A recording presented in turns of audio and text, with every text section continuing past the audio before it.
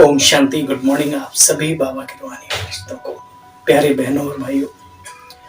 बीता हुआ कल और बाबा की मधुर मुरली का सार।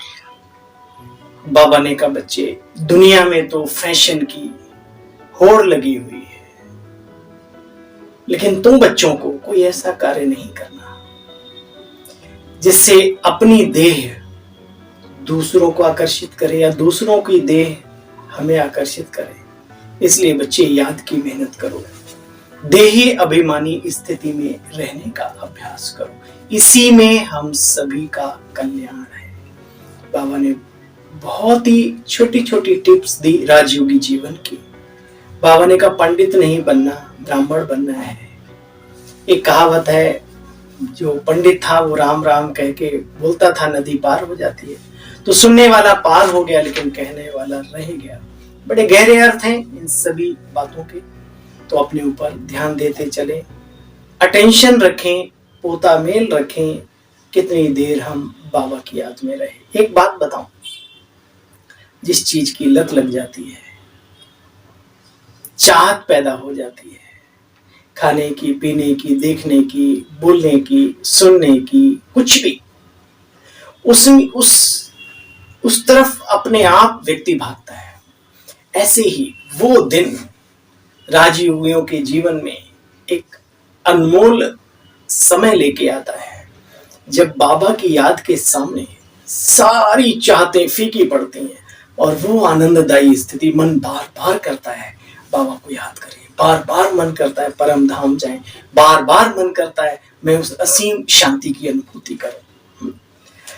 और जिनके जीवन में घड़ियां आ चुकी हैं वो तो महान है, आना बाकी है वो भी महान है। तो लाएं, महसूस करें इस बाबा की याद से हमें क्या क्या मिलने वाला है, कितने फायदे हैं। हम कर्मेंद्रिय जीत बनने जा रहे हैं। तो याद का चस्का जीवन बना देता है। कौन सी याद? विदेही बाबा की याद, शरीरों की याद नहीं। तो आइए आज पुनः सुनते हैं बाबा की मधुर मुरली का सार। 29/4/2025। मीठे बच्चे, यह तुम्हारा बहुत अमूल्य जन्म है। बाबा ने परसों की मुरली में कहा बच्चे, तुम्हारे जैसा भाग्यवान पूरे कल्प में कोई नहीं होता। सिंपल हो, साधारण हो, भोले भाले हो, लेकिन कितनी बड़ी बात है कि आपने भगवान को पहचान लिया। पहचान ही नहीं लिया, सब कुछ ले पाने में सक्षमता हासिल करा दी उसने। हम लगे हुए हैं, वो बात अलग है, कोई पुरुषार्थ कम कर रहा है, कोई ज्यादा कर रहा है ड्रामा अनुसार, लेकिन ये कम भाग्य की बात है। तो बाबा अपने बच्चों को उनके भाग्य की याद दिलाते हैं। आज ही बाबा ने कहा मीठे बच्चे, यह तुम्हारा बहुत अमूल्य जन्म है। इसी जन्म में तुम्हें मनुष्य से देवता बनने के लिए पावन बनने का पुरुषार्थ करना है। वही तो कर रहे।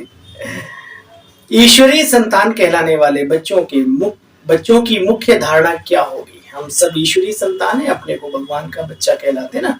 हमारी धारणा क्या है सुनो। वे आपस में बहुत बहुत चीर यानी मिलजुल के चलेंगे, चीर खंड होकर रहेंगे, लून पानी नहीं होंगे। जो देह अभिमानी मनुष्य हैं वे उल्टा सुल्टा बोलते हैं, लड़ते झगड़ते रहते हैं। तो देखो बच्चे, तुम बच्चों में अब वे आदतें नहीं होनी चाहिए। क्यों? क्योंकि यहाँ तुम्हें दैवी गुण धारण करने हैं और कर्मातीत अवस्था को प्राप्त करना है। इन छोटी छोटी चीजों पर ध्यान दे करके ही हम बहुत बड़ा आयाम प्राप्त कर सकते हैं। तो बाबा जो सिखाने आया है और जो हम सीखने आए हैं यहाँ पर, पहले दिन आए थे किस लिए आए थे? शांति के लिए, सुख के, ईश्वरीय प्राप्ति के लिए, त्यागी तपस्वी जीवन अपनाने के लिए, है ना। यही तो था लक्ष्य। तो उसी को थोड़ा आगे बढ़ाते रहो। लड़ना झगड़ना, निद्रा भोजन नर और पशु में एक समान है ना। ओम शांति। पहले पहले बाप बच्चों को कहते हैं बच्चे, देही अभिमानी भव, अपने को अजर अमर अविनाशी आत्मा समझो। बाबा ने कहा ये आंखें भी जल जाएंगी, है ना, ये शरीर भी है। कल बाबा ने बोला बहुत ही अच्छा। मैं तो यही कहता हूँ, अंतिम पुरुषार्थ भी यही है तो प्रथम पुरुषार्थ भी है। बीच की बातें कुछ समझ में आए ना आए, लेकिन ये आत्मा का पाठ पक्का जिसने कर लिया, उसके लिए फिर कोई चीज अछूती नहीं रह जाती, सब कुछ उसी के अंडर में आ जाता है, सारा पुरुषार्थ। बाप बैठकर समझाते, बच्चे तुम यहां आए हो, किसके पास आए हो, क्यों आए हो? इनके पास तो नहीं आए, लेकिन ब्रह्मा की बात नहीं चल रही है। मैंने इनमें प्रवेश किया, इनके बहुत जन्मों के अंत का ये जन्म है। बहुत जन्म कौन से बच्चे, याद करो सतयुग से लेके अब तक। तो बाबा कहते, बच्चे अपने को आत्मा समझ मुझ बाप को याद करते रहो। देखो ये तुम्हारा अमूल्य हीरे जैसा जन्म है। भल कर्म भोग तो होता ही है बच्चे, परंतु यह प्रैक्टिस बाप को याद करने की होगी तो विक्रम विनाश होते रहेंगे। देहधारी समझा तो विक्रम विनाश नहीं होंगे। शरीर साथ है तभी ब्राह्मण फिर देवता शूद्र आदि बनते हैं। तो बच्चे अब अशरीरी होने की मेहनत करनी है, बाबा को याद करने की मेहनत करनी है बच्चे। देह अभिमान से ही सारा रोला हुआ है। अब तुम बच्चों को देही अभिमानी बनना पड़े। हमारे जीवन में भी जो भी परिस्थितियां, दुख की अनुभूतियां, जो भी कुछ होता है देह अभिमान के कारण होता है। जब तक हम देही अभिमानी स्थिति में रहते हैं तब तक ये सब बातें नहीं आती। तो बाबा कहते, देखो बच्चे तुम्हारा ये अमूल्य जीवन है, इसकी वैल्यू करना भी सीखो। कई ब्राह्मण दुख और परेशानियों से तंग होकर के कुछ ऐसा संकल्प लेने लगते हैं, उनके वाक्य कुछ ऐसे निकलने लगते हैं। तो बाबा कहते, नहीं बच्चे, यही जीवन है जिससे तुम ब्राह्मण से देवता बनते हो, इसकी बहुत वैल्यू है। ठीक है, कर्म भोग तो आते जाते रहेंगे, योग में रहो तो वो भी पार हो जाएंगे। कभी भी ऐसा संकल्प नहीं करना कि हम शरीर छोड़ दें जबरदस्ती। किसी ने बहुत सुंदर बात कही कि मनुष्य घबराकर, डरकर परेशानियों से, परिस्थितियों से कहता है कि देखो हम मर जाएंगे। तो सुंदर जवाब दिया किसी ने, अगर मरकर भी सही ठिकाना ना मिला भाई तो किधर जाएंगे, क्योंकि आत्मा तो अजर अमर है। तो इसी जीवन में जो कुछ भी हिसाब किताब है, जो भी अच्छे अच्छों से तो नहीं व्यक्ति घबराता है, जो भी इधर उधर के खराब वाले उनको भी पूरा करना है इसी जन्म में, और जन्म की वो नहीं करो। देखो बच्चे, बाप को याद करो, दैवी गुण धारण करो, इनकी आत्मा कहती है। या भी कहते हैं मैं बाबा को याद करता हूँ, बाबा भी जैसे साथ में तुम्हारी बुद्धि में है। हम अभी नई दुनिया के मालिक बनने वाले हैं। तो बच्चे चाल चलन, खान पान सब कुछ बदलना पड़े। देवताएं कभी बीड़ी पीते, तंबाकू खाते दिखाए गए? बताओ। वो शंकर जी को लोगों ने दिखा दिया है अपने उसके कारण से। वास्तव में देवी और देवताएं इन सब चीजों में अगर जाएंगे तो आम मनुष्य, देखिए आज भी आम मनुष्य भांग धतूरा गांजा पीने वाले को अच्छा नहीं मानता, तो वो कैसे कर सकते? तो बाबा कहते, बच्चे तुम वो दैवी गुणधारी देवता बनने वाले हो सतयुग में, जिनको दुनिया भी नहीं जानती। देखो बच्चे, तुम्हारी दुनिया में, तुम्हारी बुद्धि में है ना, तो बच्चे विकारों को छोड़ना है, अपने को सुधारना है। जैसे जैसे सुधरेंगे फिर शरीर भी छोड़ेंगे तो उच्च कुल में जन्म लेंगे। अगर सतयुग से पहले भी शरीर छोड़ना पड़ा तो इस दुनिया में बहुत अच्छे घराने में जाएंगे, चिंता नहीं करना। बाप उन पुरुषार्थी बच्चों की बहुत महिमा करते हैं जो याद की यात्रा में तीखी दौड़े लगाने वाले। ज्ञान एक अलग पॉइंट है, लेकिन ज्ञान के साथ साथ अगर योग नहीं है तो कुक्कड़ ज्ञानी, कुक्कड़ समझते हो? कुक्कड़ कहते हैं मुर्गे को। तो मुर्गा क्या करता है? बांग देता है, सबको जगा देता है और खुद सो जाता है। ऐसा कुक्कड़ ज्ञानी नहीं बनना। मुख्य है ही यहाँ पर याद की यात्रा की बात। देखो बच्चे, कभी आपस में लड़ना झगड़ना नहीं तो निंदा कराएंगे, नाम बदनाम करेंगे। यह तो जानवरों का काम है बच्चे।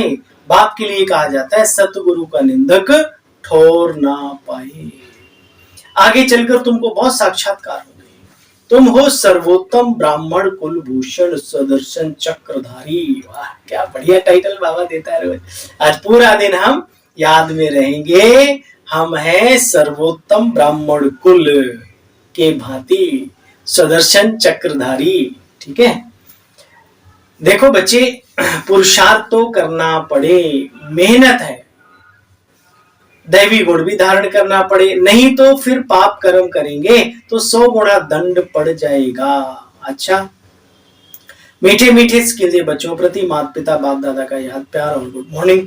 रूहानी बाप की रूहानी बच्चों को नमस्ते। बाबा आपको भी नमस्ते, शुक्रिया, थैंक यू मीठे बाबा। अपने अंदर जांच करनी है, हम कितना समय बाबा की याद में रहते, दैवी गुण धारण किए हैं, हमारे में कोई अवगुण तो नहीं है। खान पान चाल चलन रॉयल रखनी है। याद का चार्ट बढ़ाने का बच्चे अभ्यास करना है। देह अभिमान से दूर, देही अभिमानी यानी आत्मिक स्थिति एक रस जमाने के लिए थोड़ा टाइम देना है। थोड़ा सा अभ्यास करो, फिर अपने आप आदत पड़ जाएगी किसी भी चीज का, है ना। ऐसे ही जिस बात में हम सबका भला ही भला है, तो उसमें तो समय देना ही चाहिए। अच्छा वरदान है आज का, पांचों तत्वों और पांचों विकारों को अपना सेवाधारी बनाने वाले मायाजीत स्वराज्य अधिकारी भव। जैसे सतयुग में विश्व महाराजा विश्व महारानी की राजाई ड्रेस को पीछे से दास दासियां उठाते हैं, ऐसे संगम युग पर आप बच्चे जब मायाजीत स्वराज्य अधिकारी बन टाइटल्स रूपी ड्रेस से सजे सजाए रहेंगे, सम्मान में रहेंगे, तो ये पांच प्रकृति के तत्व भी आपकी ड्रेस उठाएंगे, मतलब आपकी ये प्रकृति को भी बहुत अच्छा बना के रखेंगे। अधीन हो, हाँ, ये आपके अधीन होकर चलेंगे। ये प्रकृति के तत्व जो आज दुखदाई बन गए क्योंकि लोगों ने इनका शोषण किया है, तो हम आत्माओं के लिए क्या करेंगे, ये स्नेह की बौछार करेंगे, साथी बनकर साथ निभाएंगे, मदद करेंगे। बाबा ने कहा प्रकृति दासी बनेगी, ठीक है, अधीन होकर चलेंगे। इसके लिए बच्चे दृढ़ संकल्प की बेल्ट से टाइटल्स की ड्रेस को टाइट करो, भिन्न भिन्न ड्रेस और श्रृंगार के सेट से सज धज कर बाप के साथ रहो, तो यह विकार व तत्व परिवर्तन हो जाएंगे, सेवाधारी सहयोगी बन जाएंगे। सुना स्लोगन है, लेकिन कब, जब भिन्न भिन्न प्रकार की जो बाबा ने टाइटल्स की सम्मान की ड्रेस दी है उससे सज धज कर रहे हैं हमेशा, तब। स्लोगन है, जिन गुणों व शक्तियों का बच्चे वर्णन करते हो उनके अब अनुभवों में खो जाओ। अनुभव ही सबसे बड़ी अथॉरिटी है। जी बाबा। अव्यक्त इशारा है, कंबाइंड रूप की स्मृति से बच्चे सदा विजयी बनो। ओम शांति। कल फिर मिलते हैं बाबा की मधुर मुरली का सार लेकर। तब तक के लिए इस ईश्वरीय सेवाधारी, बाबा ने कहा ना सेवाधारी नहीं, ईश्वरीय सेवाधारी भाई को आज्ञा दीजिए। ओम शांति।